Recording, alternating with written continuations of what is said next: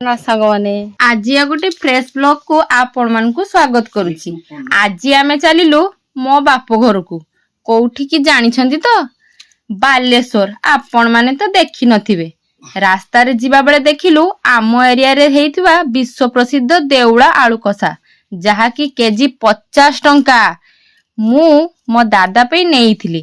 ରାସ୍ତାରେ ଯିବା ବାଟରେ ଆମେ ଦେଖିଲୁ ବନ୍ୟା, ଓ ବନ୍ୟା ଆମ ଭୋଗରାଇବାସୀଙ୍କୁ ଏତେ ଭଲ ପାଏ ଯାହାକି ଗୋଟିଏ ମାସରେ 4 ଥର ଆସିଲାଣି। ଆମେ ଆଗେଇ ଚାଲିଲୁ। ସୁବର୍ଣ୍ଣରେଖାର ନଦୀର ଦୃଶ୍ୟ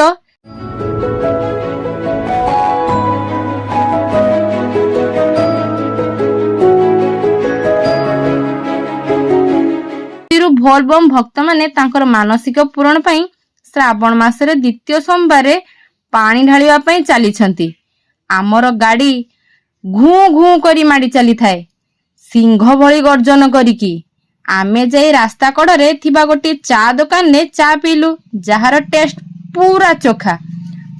ମୋ ପୁଅ କହିଲା, ମା ମତେ ପକୁଡି ଆଣି ଦିଅ, ନହେଲେ ମୁଁ ଏଠୁ କୁଆଡେ ବି ଯିବାର ନାହିଁ। ତାଙ୍କୁ ମାନେ କାହାକୁ ଜାଣିଛନ୍ତି ତ? ମାନେ ମୋ ସ୍ୱାମୀଙ୍କୁ କହି ପକୁଡି ଆଣିଲି। ଅଣ୍ଡା ଚପାଣି ଆମେ ଗାଉଁ ଗାଉଁ କରି ଖାଇ ଓ ପହଞ୍ଚିବାକୁ ସନ୍ଧ୍ୟା ହୋଇଗଲା। ସାଙ୍ଗମାନେ ଆମେ ପହଞ୍ଚିଲୁ। ତାପରେ ଶ୍ୱଶୁର ଘରେ ଜ୍ୱାଇଁର କି ସମ୍ମାନ! ଓହୋ! ତାପରେ ମୁଁ ଆଣିଥିବା ସବୁ ଜିନିଷକୁ ମୋ ଦାଦା ଚଟପଟ କରି କାଢି ପକାଇଲେ। ଦେଖିଲ ତ ସାଙ୍ଗମାନେ, କେତେ ଚାଲାକ ସିଏ। ତା ଡବାରେ ପୂରେଇକି ରଖିଦେଲା। ଚୁପ୍ କି! ମୁଁ ଆଣିଥିବା ବିଶ୍ଵ ପ୍ରସିଦ୍ଧ ଆଳୁଦମକୁ ମୋ ଦାଦା ବହୁତ ଖୁସିରେ ହାଉଁ ହାଉଁ କରି ଖାଉଯାଉଥିଲା। ଏଇଠି ରହିଲି ସାଙ୍ଗମାନେ, ଥକି ଗଲିଣି। ଜୟ ଜଗନ୍ନାଥ ସାଙ୍ଗମାନେ। ଭିଡିଓଟି ଭଲ ଲାଗିଥିଲେ ଲାଇକ୍, କମେଣ୍ଟ, ସେୟାର ଆଉ ସବସ୍କ୍ରାଇବଟି ନିଶ୍ଚିନ୍ତ କରିବେ।